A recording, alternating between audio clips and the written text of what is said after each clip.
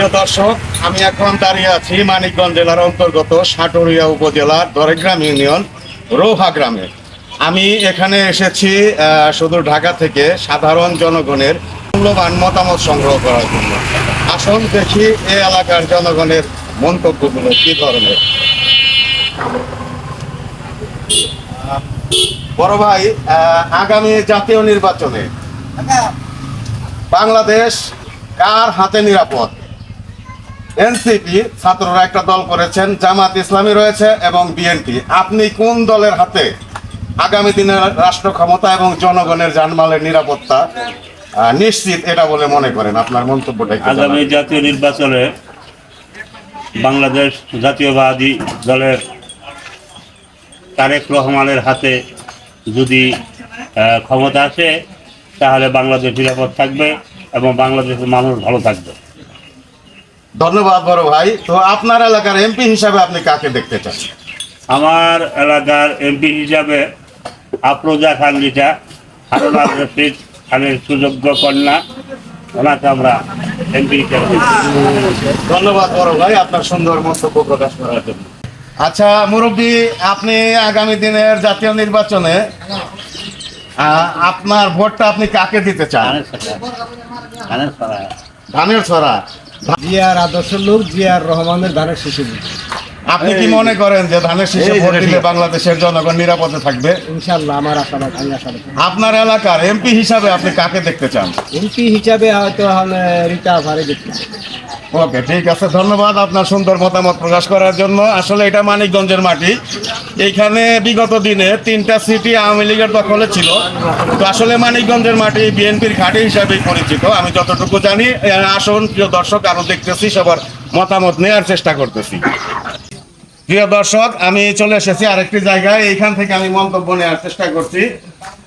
আগামী জাতীয় নির্বাচনে আপনি বাংলাদেশে এনসিপি নামের একটা দল রয়েছে এখানে জামায়াত ইসলাম এবং বিএনপি। আপনি মনে করেন কার হাতে রাষ্ট্রীয় ক্ষমতা তুলে দিলে বাংলাদেশের জনগণ নিরাপদে থাকবে? আপনার মন্তব্যটা জানতে চাই। আশা করি আগামী নির্বাচনে বাংলাদেশ জাতীয়তাবাদী দল যদি ক্ষমতা আসে, আগামী দিনে রাষ্ট্রনায়ক তারেক রহমান প্রধানমন্ত্রী হবে। এই দেশ সুন্দরভাবে পরিচালনা করবে আশা করি। ধন্যবাদ।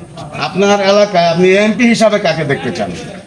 আমি চাই আফরোজা খান রিটা বা এমপি আসে, আমাদের উন্নয়ন হবে। ধন্যবাদ আমার এই প্রিয় ভাইটাকে। তো মুরব্বী, আপনি কি মনে করেন আগামী দিনের রাষ্ট্র ক্ষমতা কার হাতে নিরাপদ? তারেক জিয়া রহমান। আপনার এলাকার এমপি হিসাবে আপনি কাকে পছন্দ করেন? আফরোজা খান। আপনি কি মনে করেন আগামী দিনের রাষ্ট্র ক্ষমতা কার হাতে নিরাপদ? আপনি কি মনে করেন আগামী দিনে আপনার ভোটটা আপনি কাকে দিতে চান? আপনার এলাকার এমপি হিসাবে আপনি কাকে দেখতে চান? ভাইজান, আসসালামু আলাইকুম। কেমন আছেন? আপনি আগামী দিনে রাষ্ট্রীয় ক্ষমতা কার হাতে গেলে বাংলাদেশের জনগণ নিরাপদ থাকবে বলে আপনি মনে করেন? তারেক রহমান। এক কথায় উত্তর। আপনার এলাকায় আগামী দিনে এমপি হিসাবে আপনি কাকে দেখতে চান? মামাটির মানুষ আফরোজা খান রিটা। তাহলে আসলেই তো মানিকগঞ্জের মাটি বিএনপির ঘাঁটি। এক কথায় উত্তর, আর কোনো কথা নাই। ওকে, ধন্যবাদ ভাই সুন্দর মন্তব্য প্রকাশ করার জন্য। আপনার এলাকায় এমপি হিসাবে আপনি কাকে দেখতে চান? আফরোজা খান রিটা আপাতত আমি আমার আসলে এমপি জন্য। তাহলে কি আপনার ভোটটা আপনি ধানের শীষে দিতে চান? ইনশাআল্লাহ আমি আমার ভোট ধানের শিশু দিচ্ছি। ধন্যবাদ আপনাকে। আসসালামু আলাইকুম ভাইজান, ভালো আছেন? তো ভাইজান, আপনি কি মনে করেন আগামী দিনের জাতীয় রাজনীতিতে বাংলাদেশের রাষ্ট্রীয় ক্ষমতা কার হাতে গেলে এই দেশের জনগণ নিরাপদ থাকবে বলে আপনি মনে করেন? আমি মনে করি বিএনপি রাষ্ট্র ক্ষমতা আসলে দেশ নিরাপদ থাকবে, নিরাপদে থাকবে। আপনার এলাকার এমপি হিসাবে আপনি কাকে পছন্দ করেন? মামাটি মানুষের নেত্রী জনাব আফরোজা খান রিটাকে দেখতে আমরা এমপি হিসাবে দেখতে চাই।